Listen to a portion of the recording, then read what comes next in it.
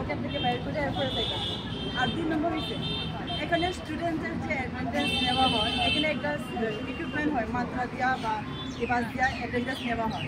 আগে কমপ্লেন আসলো এবাস ইকুইপমেন্ট এটাই আসলো, সুভাষিস স্যারের জয়েনিং পর থেকে 3টা অ্যাভেলেবল করে দিয়েছে, কিন্তু 3টার থাকার পরেও কেউ ট্রেনার্স সুস্মিতা ম্যাম হোক বা যে কোনো ট্রেনার্স হোক তারা অ্যাটেন্ডেন্স দিতে রাজি না।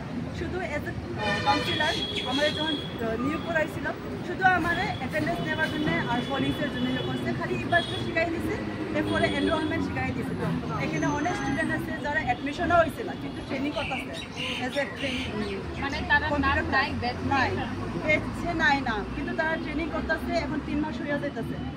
যদি তারা নামটা যদি থাকতো এতক্ষণে তো তারা একটা সার্টিফিকেট একটা মানে স্টাইফান্ডও পাইল না। হ্যাঁ, আর 2 নম্বর হচ্ছে পিএম বিশ্বকর্মা, 3 নম্বর হচ্ছে পিএম বিশ্বকর্মা যারা এখানে ট্রেনিং করতে হয়। এখানে কত স্টুডেন্টরা ট্রেনিং করতে হয়, কিন্তু এখানে সকালে 10টা থেকে 6টা পর্যন্ত যে ট্রেনিং হইব, উপরে একটা এত গরম দিনে ফ্যান একটা চলে না। সেন্টারের মধ্যে একটা রুমের মধ্যে 4টা ফ্যান লটকাইয়া রয়েছে, কিন্তু একটা বাতাস নেই, একটা ফ্যানে চলে না। এখানে একটা সিস্টেম নেই, জলের ব্যবস্থা আসলো না। হ্যাঁ, এখানে খাওয়ানোর জলের ব্যবস্থা নেই। আসলে বলে তো পিএম বিশ্বকর্মা স্কিম একটা গভর্নমেন্টের, এখানে অ্যাটলিস্ট লাঞ্চের একটা ফিট দেওয়া হয় তারা, ওয়ান টাইম হইলেও এটাও পায় না তারা। না লাঞ্চের কিছু দেওয়া হয় না, এটা দেওয়া হয় না। যারা বোর্ডিং লজিং লয় তারারে লাঞ্চের লেগে দেওয়া হয়, কিন্তু বোর্ডিং লজিং নাই। ঠিক আছে নাই, তবে একটু জলের একটা বন্দোবস্ত থাকতে পারে। পরে যখন সুভাষিস আইসে এরপরে যখন করেছে জলের সুবিধা নেই তখন সুস্মিতায় কইয়া দিছে, এরপরে পিছনে একটা আছে। তো এটা তো তেনে নিজের প্রপার্টি না যে তেনে একলা লইয়া খাইব, এটা তো তেনে সবাই স্টাফের কোন দরকার আসলো যে এখানে একটা কিউআর অ্যাকোয়াগার্ড লাগানো হয়েছে, যারা যারা জল খাইতে চাও এখানে নিয়ে খাও। এটা সেন্টারের প্রপার্টি, যে কোনো স্টুডেন্ট হোক, যে কোনো পিএমবি কোনো স্টুডেন্ট হোক, সবার অধিকার আছে এখান থেকে জল দিয়া খাওয়ানো। এটাও কেউ করা হয়েছে না। পরে আমার যখন জানা হয়েছে এখানে আসে, এরপরে আমি সবাই বলতাম যে এখানে চলে আসে। তো এটা ফেসিলিটি তারা একটু পাইছে। এরপরে 3 নম্বর হচ্ছে স্টুডেন্ট যারা পার্লারে কোর্স করতেছে বা যারা সেলাই শিখতেছে, সেলাই এসএমও বেড, এখানে একটা সুই নাই, একটা ধাগা নাই। একটা সুই নাই ধাগা নেই, শিখাইব কিতা? ট্রেনার্সরা ক্লাস করে না, তারা তবু টাইমে স্যালারি পাইতেছে। আমরা ওটিজি অন জব ট্রেনিংয়ে করে আমরা স্যালারি মাস কাবারের লাস্টে পাওয়া যাইব কয়, ঠিক আছে, তবে আমরা এটাও করতেছি, কিন্তু এখনও 2 মাস উপরে হয়ে গেছে, এখনও স্যালারি পাইতেছে না। আজকে সব আইয়া মিলে এখানে আইতে লাগছে, কারণ আমরা হাতে উপায় নেই। আমরা সুপিরিয়রের ফোন করছি, তারা কইছে ঠিক আছে প্রসেসও চলতেছে। কি স্যালারি পাইতে কি এত প্রসেসে এত টাইম লাগে? আমার যখন আমার জয়েনিং করাইছে এগ্রিমেন্ট হিসাবে আমি 300 কইরা পাবো, 1 মাসে 9000। পরে যখন মাসে পাইলিছি, এরপরে এপ্রিল মাসে যখন কইছি স্যালারি করবে পাবো, কই আমাদের 7,800 কইরা দিব সানডেটা বাদ দিয়া। তো এটা আমার আগে জানানো হয়েছে না কেন? যখন আমি স্যালারি পাবো এই টাইমে আমার উপর 7,500 দিব, 7,800।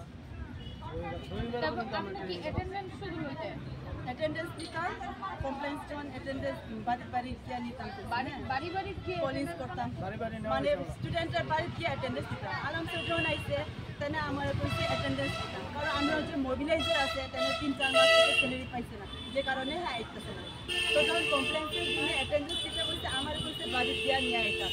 তো কমপ্লেন্স যদি না হয় বেশটা হইতো না, এরপরে আমার বাধ্য হয়ে আমার যাইতে লাগছে বাড়ি গিয়ে অ্যাটেন্ডেন্স দিতে।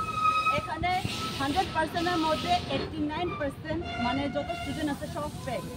আমতলিনা, আমবাসা, তেলিয়ামুড়া, কই ছাবিমুড়া, কত দূর থেকে স্টুডেন্টরা, তারা মানে কোনো এঙ্গেজ নেই, তারা ক্লাসই আয় না, তবে তারা অ্যাটেন্ডেন্স মানে দেখাইতে লাগবে। কিন্তু অ্যাটেন্ডেন্স কেমনে দেখাইতে?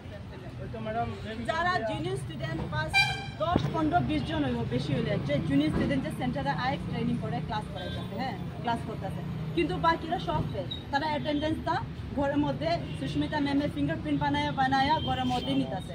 আর তেনে যদি অফিসে আয় 11:30, 12টা, 1টার সময়, আলম স্যার থাকতে সময় যখন আমি কইছি স্যার আমরা তো টাইমে এরপরে কথা শুনতে লাগে, তেনে তো 11টা 1টার সময় আইতেছে, তখন তেনে তো কিছু কইল না। আলম স্যার কইছে তেনে স্টুডেন্টের বাড়ি থেকে গিয়ে অ্যাটেন্ডেন্স নিয়ে আইতেছে। তো আমি আলম স্যারের তখনও করছি স্যার অ্যাটেন্ডেন্স কেমনে নিয়ে আইতেছে এটা আপনারা শিখায় না, আমরা জানা আছে, কারণ অ্যাটেন্ডেন্স নেওয়ার জন্য এই যে ইকুইপমেন্ট আসলো মান্ত্রা আর কিতাবায় ফিঙ্গারপ্রিন্টটা আমারে দিছিল, কিন্তু পরের দিন যখন সুভাষিস স্যার আইসে, পরে সুভাষিস স্যার যখন আমার ফেভারটা হয়েছে, তারপরে দিনই সুস্মিতা ম্যাডাম আমার কাছ থেকে নিয়ে আনিছিল। হ্যাঁ এই ফিঙ্গারপ্রিন্ট আমার কাছে সুস্মিতা ম্যাম অনেক প্রুফ আছে যে তেনে কিভাবে এই সেন্টারটা চালাইতেছে। এখানে সুভাষিস স্যার সেন্টার ম্যানেজার জন্য তাদের কোনো পাওয়ার নাই, সব পাওয়ার হয়েছে সুস্মিতা ম্যাম, আলম স্যারের যা কয় আলম স্যারের তেমনি চলে। একটা সুপিরিয়র হইয়া তুমি পার্সোনালিটি করে ইয়ে সেন্টার চালাইলে হইতো না, কারণ এখানে যারা যারা কাজ করতেছে তারা সব সঠিকভাবেই কাজ করতেছে, কিন্তু সুস্মিতা ম্যামে যদি একটা ব্লেম দিয়া দেয়, একটা রিমোট স্প্রেড করে দেয়, কেমনে ঠিক নি না একবারও জিঙাইতো না আলম স্যারে। মানে তেনে কথা শুনে আচ্ছা সব গ্রুপের মধ্যে মিটিং করাইয়া বেজ্জত করে আমরা এখানে বেজ্জত করার জন্য আইতাছি। সুস্মিতা ম্যাডাম ভালো দেয় বা সবাই খারাপ এমন মানে বুঝাতে স্যার। আর সুস্মিতা ম্যাম তো ট্রেনিংও করায় না। আমি নিজে এখানে একটা এপিটি বিউটিশিয়ান কোর্স করার জন্য ট্রেনিং আসলাম, তো আমার সুস্মিতা ম্যাম নিজে আমারে কইছে যে জব আছে তো করার জন্য। তো আমি কইছি ক্লাস তো হইতেছে না যখন, তো জব কইরালে।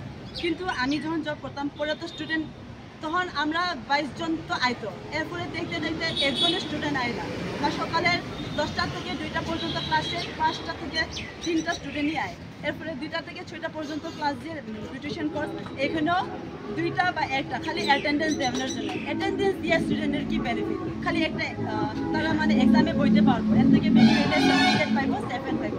কিন্তু যদি কাজই না শিখতে পারে তাহলে তারা ফিউচারে এটা হইছে নির্ভরশীলতা বানাইবার জন্য সেন্টারটা, যেটা ফ্রি দিয়ে গভর্নমেন্টে টাকা দিতেছে আমরা যে শিখানোর জন্য। এই বেনিফিটটা যদি আমরা না পাই, সার্টিফিকেট দিয়ে কি আশা ডাইলে খামো আমরা। আমি যদি একটা পার্লারের কাজ না পারি, আমি যদি কোনো পার্লারে গিয়ে কাজ করতে না পারি বা একটা পার্লার করতে না পারি, তো আমি ট্রেনিং করে আমার এত সময় গাড়ি ভাড়া খরচ করে আমার কি লাভ নেই, আমার তো কোনো লাভ হয়েছে না।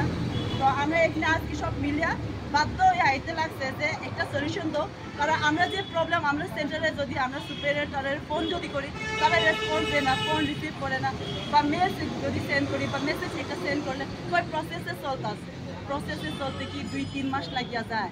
আজকাল ডিজিটাল ওয়ার্ল্ড, 1 মিনিটের কাজ কিছু সময় লাগে।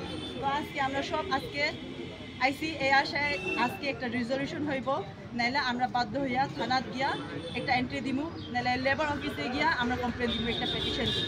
বাকি জানেন অরিয়েন্ট এডুটেকের যত এখানে যে স্টাফ আছে খালি 2টা স্টাফের সেন্টার চালাইতেছে, স্টাফ 2 জনে কেমনে সেন্টার চালায়, কারণ স্টুডেন্টই নাই। তো 2টা স্টাফ দিয়ে তো যথেষ্ট 5-6টা স্টুডেন্টের ইয়ে করার জন্য। সত্যি সত্যি যদি সেন্টার চালাইতে লাগলে সুস্মিতা ম্যামরে পাই, এটাই কইতেছে।